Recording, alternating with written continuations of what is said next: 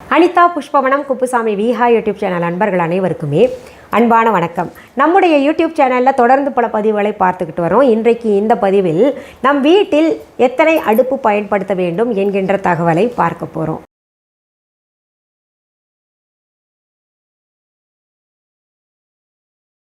அதற்கு முன்பாக இன்றைக்கு பிறந்தநாள் மற்றும் திருமண நாள் காண இருக்கின்ற அனைவருக்குமே என்னுடைய வாழ்த்துகள். உங்களுடைய வாழ்க்கையில் நீங்கள் அனைத்து நலங்களும் வளங்களும் கிடைக்கப்பெற்று நீடூழி வாழணும்னு நான் இறைவன்கிட்ட பிரார்த்திக்கிறேன். இந்த காணொளியை காண்கின்ற அனைவருக்குமே இந்த நாள் இனிய நாளாக அமையட்டும். எத்தனை முகங்கள் கொண்ட அடுப்பை நாம் வீட்டில் பயன்படுத்த வேண்டும் அப்படின்னு சிலர் கமெண்ட்ஸில் கேட்டுக்கொண்ட காரணத்தினால இந்த தலைப்பில் நான் இன்றைக்கி பேசுகிறேன். ஏன்னா இதுக்கெல்லாம் ஒரு தலைப்பா, இதை பற்றியெல்லாம் பேசணுமா அப்படின்ற மாதிரி சிலர் நினைப்பீங்க. ஒவ்வொருத்தரோட மனநிலை ஒவ்வொரு மாதிரி இருக்கும் இல்லையா? அதனால் நான் முன்னாடியே இதை சொல்லிடுறேன். சில பெண்கள் இப்போ இருக்கக்கூடிய தலைமுறை பெண்களுக்கு இது தெரியாமல் இருக்கலாம். அதை ஒரு குற்றமாக நம்ம சொல்ல முடியாது. பொதுவாகவே வாஸ்து அப்படின்னு எடுத்துக்கிட்டோன்னா இத்தனை அடுப்புகள் பயன்படுத்தணும் அப்படின்னு வாஸ்து நிபுணர்கள் சொல்லியிருப்பாங்க. அப்படி உண்டா அப்படின்னு கேட்டிங்கன்னா நம்ம ரொம்ப சென்டிமெண்ட்டாக எப்போவுமே போகக்கூடாதுன்னு நான் சொல்லியிருக்கேன். வாஸ்துன்னு எடுத்துக்கிட்டோன்னா எந்த இடத்துல சமையலறை இருக்க வேண்டும், எந்த இடத்துல குபேர மூலை இருக்க வேண்டும், அங்கெல்லாம் என்ன பண்ணணும், இது போன்ற தகவல்கள் நம்ம கட்டாயம் பார்க்கணும். அப்படியே வாஸ்து குறைபாடு இருந்தால் பிரமிட்ஸ் எல்லாம் நம்ம பயன்படுத்திக்கலாம் அப்படின்றது இருக்குது. ஆனால் இந்த அடுப்பு அப்படின்னு பார்க்கும்போது வாஸ்து நிபுணர்கள் சொல்கிறது என்னென்னா 2 அடுப்பு பயன்படுத்தணும், இல்லாட்டி 4 அடுப்பு பயன்படுத்தணும் அப்படின்னு சொல்லியிருப்பாங்க. நான் எங்கள் வீட்டில் பார்த்திங்கன்னா 5 அடுப்பு கொண்ட கேஸ் ஸ்டவ் தான் வச்சுருக்கேன். இப்போது இது எதுக்காக வச்சுருக்கேன் அப்படின்னு பார்த்திங்கன்னா என்னுடைய வசதிக்காக நான் வச்சுருக்கேன். நம்ம பிள்ளைங்க ஸ்கூலுக்கு போகிறப்போ காலை நேரத்தில் பரபரப்பாக இருக்கும். அதனால் நம்ம என்ன பண்ணலாம், 5 அடுப்பு கொஞ்சம் இடமா இருந்தது, விசாலமாக இருந்தது. அந்த 5 அடுப்பு கொண்ட கேஸ் ஸ்டவ் வைக்கிறதுக்கு இடம் இருந்த காரணத்தினால சரி நம்ம ஒரே நேரத்தில் எல்லாத்தையும் 5ஐயும், என்னென்னா அந்த மாதிரி சமைச்சு பழக்கம் எனக்கு. ஒரு அடுப்பில் 2 அடுப்பில் ஏற்றி வச்சுக்கிட்டு அது ஆகுதான்னு பார்த்துட்டு நிற்கிறக்கூடிய குணம் கிடையாது. போனோமா சுறுசுறுப்பாக எல்லாத்தையும் ஒன்று தாளித்து கொட்டிட்டு அடுத்தது காய்கறி நறுக்கிட்டு அடுத்தது இன்னொன்று வச்சுருவேன் அடுப்பில், அடுத்தது இன்னொன்று வச்சுருவேன். அப்படியே 5 அடுப்புலையும் நமக்கு தேவையானதெல்லாம் பட்டுன்னு முடிச்சுக்கிட்டு வெளியில் வந்துடுவேன். இன்னொன்று பார்த்திங்கன்னா சமையலறையில் ரொம்ப நேரம் நின்று அதுலேயே பொழுது கழிச்சோன்னா ரொம்ப கஷ்டம். மற்ற வேலையெல்லாம் பார்க்க முடியாது. அதுவும் நான் பார்த்திங்கன்னா நிறைய துறைகளில் சாதிக்கணும்னு நினைக்கிறவ. இசைத்துறை இருக்குது, அப்புறம் நம்ம இந்த பிஸ்னஸில் பார்க்கணும், நிறைய ப்ரொடக்ஷன் பண்ணுறேன். இது போன்ற பல்துறையில் இருக்கிற என்னை போன்ற பெண்மணிகள்னால ரொம்ப நேரம் சமையலறையில் நின்றுட்டுருக்க முடியாது. அதுக்கு என் வீட்டுக்கார் வசதியாக 5 அடுப்பு கொண்ட கேஸ் ஸ்டவ் ஃபிக்ஸ் பண்ணிட்டார். இது சரியா தவறா அப்படின்னு கேட்டிங்கன்னா நான் சரியா தவறான்னு பார்க்கலிங்க. உண்மையாக சொல்லணும்னா எனக்கு என்ன வசதியோ அதைத்தான் நான் செஞ்சுருக்கேன். இப்போது நீங்கள் கேட்குறீங்கல்ல எத்தனை அடுப்பு கொண்ட கேஸ் ஸ்டவ் வாங்கி வைக்கணும் அப்படின்னு கேட்குறீங்கல்ல. பொதுவாக நம்ம பாரம்பரிய வழக்கத்தில் பார்ப்போம்.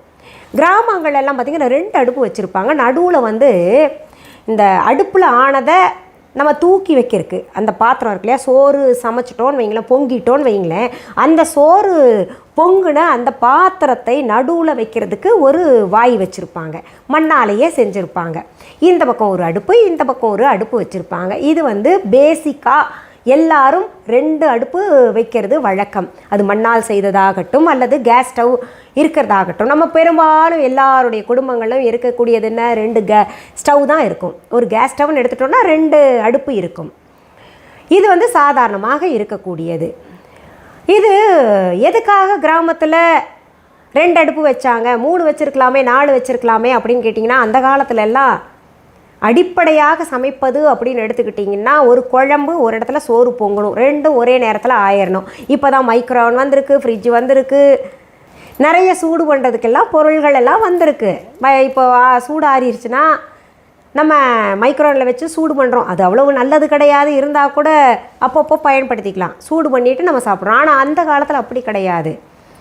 அதனால் என்ன பண்ணுவாங்கன்னா சோறு ஒரே நேரத்தில் பொங்கணும், நமக்கு குழம்பும் ஒரே நேரத்தில் ஆகணும். அப்போ தான் சுட சுட சோறில் அந்த குழம்பு ஊற்றி சாப்பிட்றதுக்கு நல்லாயிருக்கும். குழம்புல எல்லா காய்கறிகளையும் போட்டுப்பாங்க. தனியாக பொரியலெல்லாம் ஆக்கிறது இப்போ கூட கிராமங்களில் தனியாக பொரியல் செய்கிறதுக்கு நேரம் இல்லைன்னா கூட இந்த காய்கறிகள் போட்ட சாம்பார் சாப்பிட்டாலே உடம்புக்கு ஆரோக்கியம், நல்லா சுவையாகவும் இருக்குது. இன்னொரு காய்கறி தேவைப்படாது, அப்பளம் பொரிச்சுக்கிறதோ வேறு ஏதோ பார்த்துக்கிறதோ. அந்த வசதிக்கேற்றா போல தான் 2 அடுப்பு வச்சுருந்தாங்க.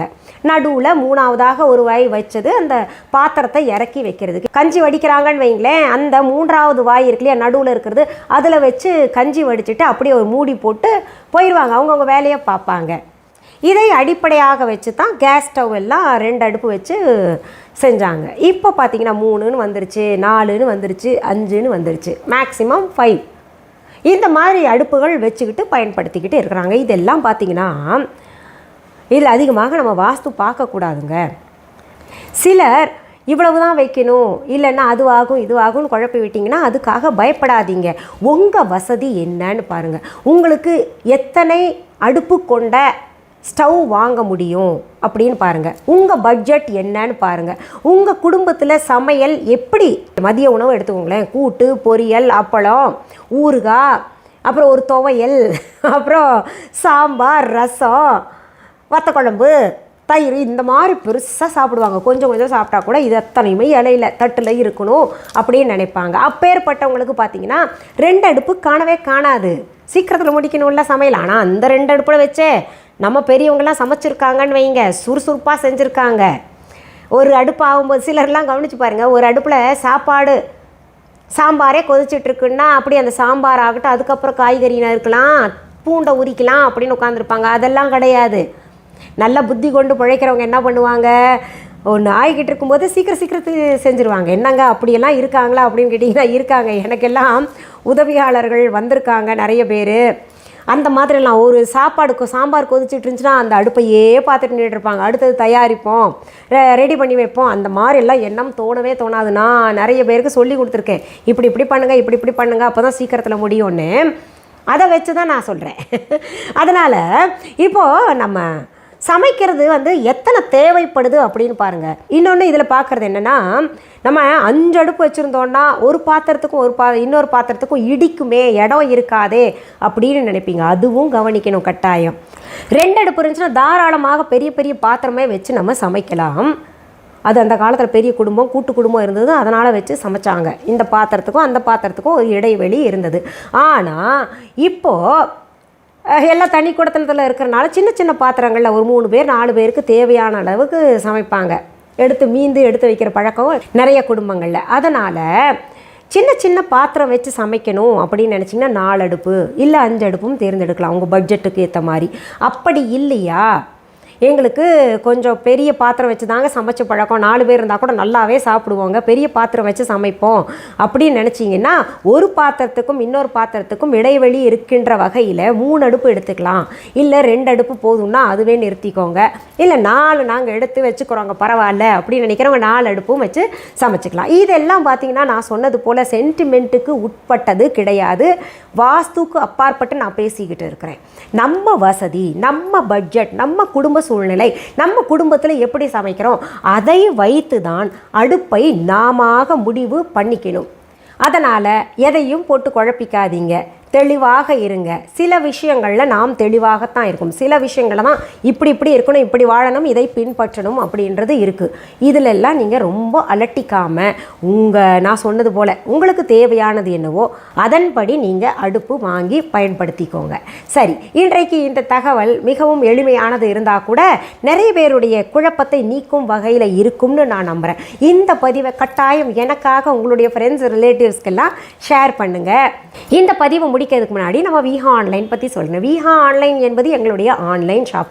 இதுவரைக்கும் யாராவது Viha online shopping app download பண்ணலைன்னா உடனே ப்ளே ஸ்டோர் ஆப் ஸ்டோர் போயிட்டு விஹா ஆன்லைன் அப்படின்னு தம்ப்நெயிலில் கொடுக்கப்பட்டு இருக்கக்கூடிய ஸ்பெல்லிங்கை பார்த்துட்டு டெக்ஸ்ட் பண்ணிவிட்டு டவுன்லோடு பண்ணி வச்சுக்கோங்க. எதுக்காக டவுன்லோடு பண்ண சொல்கிறேன்னா, போலிகளை தவிர்ப்பதற்காக. விஹா இது கொஞ்சம் வளர்ந்துக்கிட்டு வருது, 4 பேருக்கு பெயர் தெரிய ஆரம்பித்த உடனேயே இந்த பெயரையே நம்ம பயன்படுத்தி நம்மளும் கடை திறக்கலாமே அப்படின்னு சில முயற்சி செஞ்சுட்டு இருக்காங்க. அங்கங்கே தடுத்து நிறுத்திக்கிட்டு இருக்கிறோம். அந்த மாதிரி போலிகளை தவிர்ப்பதற்காக தான் நான் சொல்கிறேன் திரும்ப நம்ம Viha online shopping app download பண்ணி வச்சுக்கோங்க. டவுன்லோடு பண்ணி வச்சுக்கிட்டிங்கன்னா அதில் தான் நீங்கள் போய் ஆர்டர் போட்டாகணும். வேறு எதுக்கும் போக வேண்டி தேடி போகணும்னு அவசியம் இல்லை. விஹான்னு டெக்ஸ்ட் பண்ணி தேடி கஷ்டப்படணும்னு அவசியம் இல்லை. போலிகளையும் நாடி போகணுன்றது அவசியம் இல்லை. சரி, இந்த விஹா ஆன்லைன் ஷாப்பிங் ஆப்க்கான லிங்க் நம்ம டிஸ்கிரிப்ஷன் பாக்ஸ்லேயும் கொடுத்துருக்கேன். அதை பார்த்து கூட நீங்கள் டவுன்லோட், அதாவது அந்த லிங்கை தொட்டிங்கனாலே ப்ளே ஸ்டோர் இல்லாட்டி ஆப் ஸ்டோருக்கு போயிடும், டவுன்லோட் பண்ணி வச்சுக்கோங்க. அதில் மிஸ்ஸஸ் அனிதா குப்புசாமிஸ் அப்படின்னு இருக்கும், பார்த்துக்கோங்க. அதே சமயத்தில் viha.online என்கின்ற இ-காமர்ஸ் வெப்சைட்டும் வச்சுருக்கோம். ரெண்டுலேயுமே என்னுடைய பெயர் கட்டாயம் இருக்கும். இது தவிர பொருட்கள் நேரில் பார்த்து வாங்கணும் அப்படின்னு நினைக்கிறவங்க சென்னை ராஜா அண்ணாமலைபுரத்தில் இருக்கக்கூடிய எங்களுடைய விஹா ஷாப்க்கு வாங்க. அதற்கான phone number, address viha.online e commerce வெப்சைட்லேயும் தரப்பட்டிருக்கு, விஹா ஆன்லைன் ஷாப்பிங் ஆப்லேயும் தரப்பட்டிருக்கு.